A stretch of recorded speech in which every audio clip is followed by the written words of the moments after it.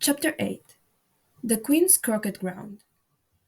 A large rose tree stood near the entrance of the garden. The roses growing on it were white, but there were three gardeners at it, busily painting them red. Alice thought this a very curious thing, and she went nearer to watch them. And just as she came up to them, she heard one of them say, "Look out now, Five! Don't go splashing paint over me like that." "I couldn't help it," said Five, in a sulky tone. "Seven jogged my elbow."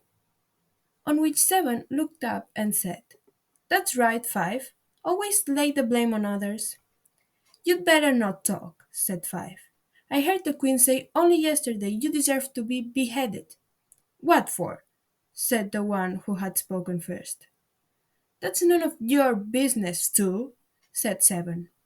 "Yes, it is his business," said Five, "and I'll tell him. It was for bringing the cook tulip roots instead of onions." Seven flung down his brush, and had just begun. Well, of all the unjust things, when his eye chanced to fall upon Alice, as she stood watching them, and he checked himself suddenly. The others looked round also, and all of them bowed low. "Would you tell me," said Alice a little timidly, "why you are painting those roses?"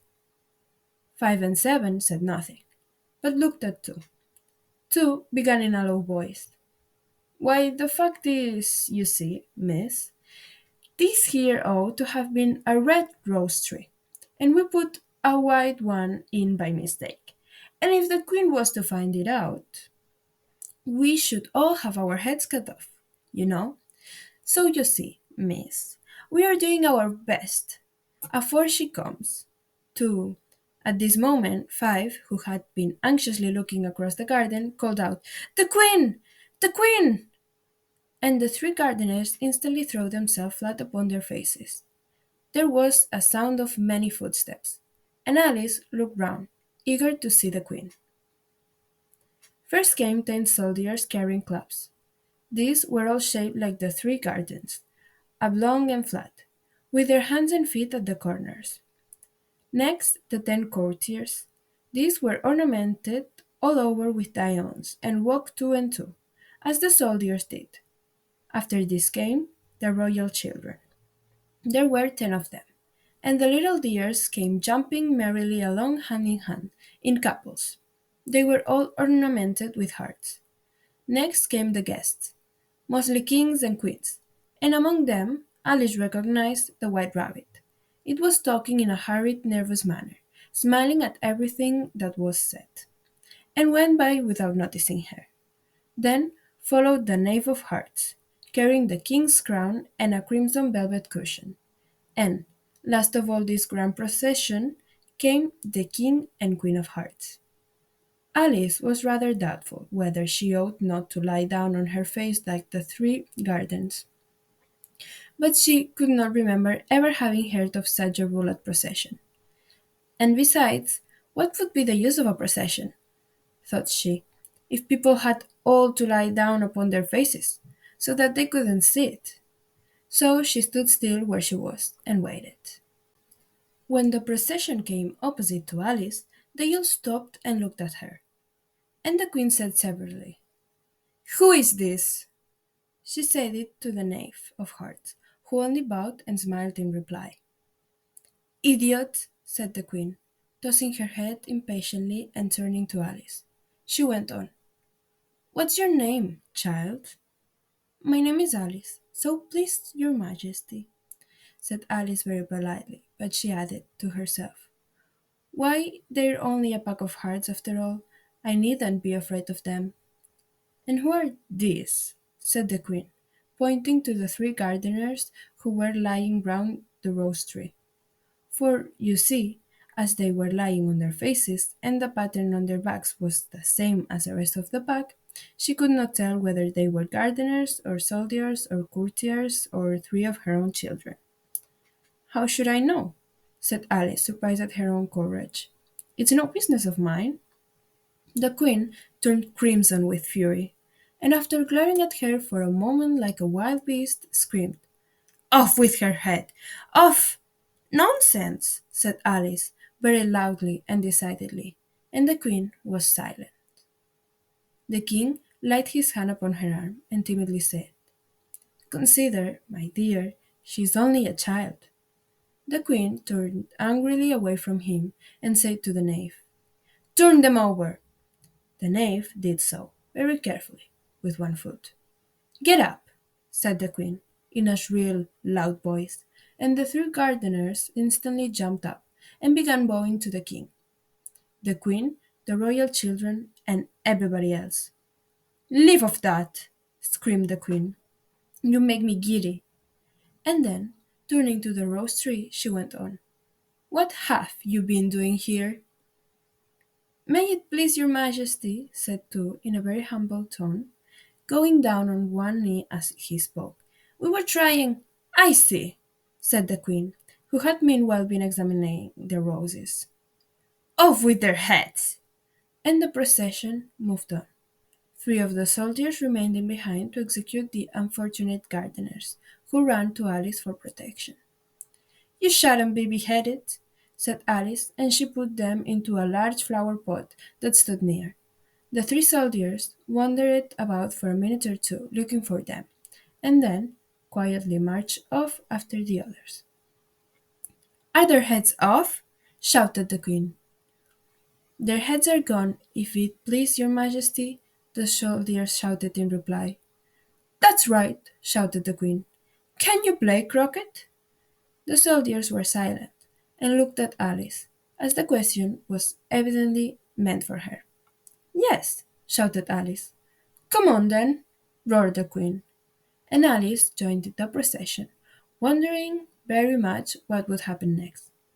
It's it's a very fine day, said a timid voice at her side. She was walking by the white rabbit, who was peeping anxiously into her face. Very, said Alice. Where's the Duchess? Hush, hush, said the rabbit in a low, hurried tone. He looked anxiously over his shoulder as he spoke, and then raised himself upon tiptoe, put his mouth close to her ear, and whispered, She's under sentence of execution. What for? Said Alice. Did you say, What a pity? The rabbit asked. No, I didn't, said Alice. I don't think at all a pity. I said, What for? She boxed the queen's ears. The rabbit began. Alice gave a little scream of laughter. Oh, hush! The rabbit whispered in a frightened tone. The queen will hear you. You see, she came rather late, and the queen said, Get to your places, shouted the queen in a voice of thunder, and people began running about in all directions, tumbling up against each other. However, they got settled down in a minute or two, and the game began. Alice thought she had never seen such a curious croquet-ground in her life. It was all ridges and furrows. The balls were leaf hedgehogs, and mallets live flamingos, and the soldiers had to double themselves up to stand on their hands and feet to make the arches. The chief difficulty Alice found at first was managing her flamingo. She succeeded in getting its body toggled away, comfortably enough, under her arm, with its legs hanging down, but generally, just as she had got its neck nicely straightened out, and was going to give the hedgehog a blow with its head, it would twist itself round and look up in her face, with such a puzzled expression that she could not help bursting out laughing. And when she had got its head down, and was going to begin again, it was very provoking to find that the hedgehog had unrolled itself, and was in the act of crawling away. Besides all this, there was generally a ridge of furrow in the way wherever she wanted to send the hedgehog to, and as the doubled up soldiers were always getting up and walking off to other parts of the ground, Alice soon came to the conclusion that it was a very difficult game indeed. The players all played at once without waiting for turns, quarreling all the while, and fighting for the hedgehogs, and in a very short time the queen was in a furious passion, and went stamping about and shouting, Off with his head, or Off with her head, about once in a minute. Alice began to feel very uneasy. To be sure, she had not as yet had any dispute with the queen, but she knew that it might happen any minute. And then, thought she, what would become of me? They're dreadfully fond of beheading people here. The great wonder is that there's anyone left alive. She was looking about for some way of escape, and wondering whether she could get away without being seen, when she noticed a curious appearance in the air. It puzzled her very much at first, but after watching it a minute or two, she made it out to be a grin, and she said to herself, "It's the Cheshire cat. Now I shall have somebody to talk to." "How are you getting on?" said the cat, as soon as there was mouth enough for it to speak with. Alice waited till the eyes appeared, and then nodded. "It's no use speaking to it," she thought, "till its ears have come, or at least one of them." In another minute the whole head appeared, and then Alice put down her flamingo and began an account of the game, feeling very glad she had someone to listen to her. The cat seemed to think that there was enough of it now inside, and no more of it appeared.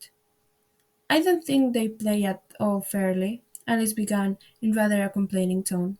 "And they all quarrel so dreadfully one can't hear oneself speak. And they don't seem to have any rules in particular. At least, if there are, nobody attends to them. And you've no idea how confusing it is, all the things being alive. For instance, there's the arch. I've got to go through next walking about at the other end of the ground. And I should have croqueted the queen's hedgehog just now, only it ran away when it saw mine coming." "How do you like the queen?" said the cat in a low voice. "Not at all," said Alice. "She's so extremely just." Then she noticed that the queen was close behind her, listening. So she went on, "Likely to win. That it's hardly worth while finishing the game." The queen smiled and passed on. "Who are you talking to?" said the king, going up to Alice, and looked at the cat's head with great curiosity. "It's a friend of mine, a Cheshire cat," said Alice. "Allow me to introduce it." "I don't like the look of it at all," said the king. "However, it may kiss my hand if it likes." "I'd rather not," the cat remarked. "Don't be impertinent," said the king, "and don't look at me like that." He got behind Alice as he spoke. "A cat may look at a king," said Alice. "I've read that in some book, but I don't remember where." "Well, it must be removed," said the king very decidedly, and he called the queen, who was passing at the moment. "My dear, I wish you would have this cat removed."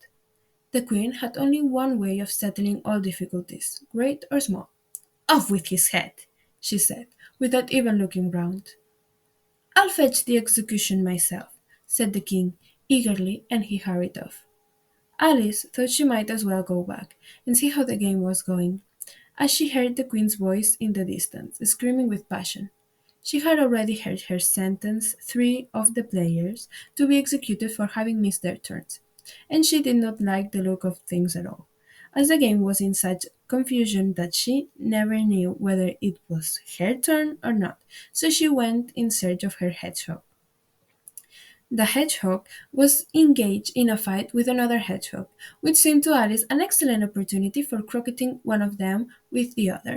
The only difficulty was that her flamingo was gone across to the other side of the garden, where Alice could see it trying in a helpless sort of way to fly up into a tree. By the time she had caught the flamingo and brought it back, the fight was over, and both the hedgehogs were out of sight. But it doesn't matter much, thought Alice, as all the arches are gone from this side of the ground. So she tucked it away under her arm, that it might not escape again, and went back for a little more conversation with her friend. When she got back to the Cheshire Cat, she was surprised to find quite a large crowd collecting round it. There was a dispute going on between the executioner, the king, and the queen, who were all talking at once, while all the rest were quiet, silent, and looked very uncomfortable. The moment Alice appeared, she was appealed to by all three to settle the question, and they repeated their arguments to her. though, as they all spoke at once, she found it very hard indeed to make out exactly what they said. The executioner's argument was that you couldn't cut off a head unless there was a body to cut it off from, that he had never had to do such a thing before, and he wasn't going to begin at his time of life. The king's argument was that anything that had a head could be beheaded, and that you weren't to talk nonsense. The queen's argument was that if something wasn't done about in less than no time, she would have everybody executed all round. It was this last remark that had made the whole party look so grave and anxious. Alice could think of nothing else to say but, "It belongs to the Duchess. You'd better ask her about it." "She's in prison," the queen said to the executioner. "Fetch her here." And the executioner went off like an arrow. The cat's head began fading away to the moment he was gone, and by the time he had come back with the Duchess, it had entirely disappeared. So the king and the executioner ran wildly up and down looking for it, while the rest of the party went back to the game.